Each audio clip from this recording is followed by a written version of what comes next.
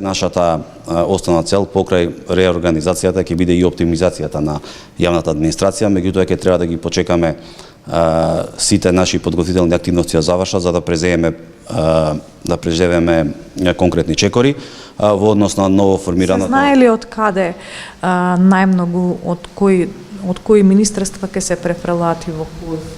Видете, сега не сакам да предуцирам одредени работи, додека не ги имаме сите елементи на маса.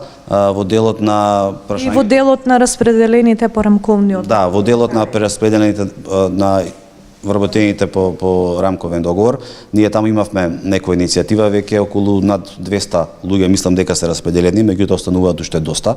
Министерот Манчевски најави пред неколку дена дека и таму ќе преземе можеби и некои порадикални чекори за сите оние што не одат на работа, а во делот на ново формираното Министерство за политички систем, се надевам дека ќе нема нови вработувања, него вработените од секретаријатот за спроведување на рамковен одбор ќе бидат превземени, а доколку имаат потреба од зголемен број на вработени, ќе се преземат од оние кои што треба да се реорганизираат.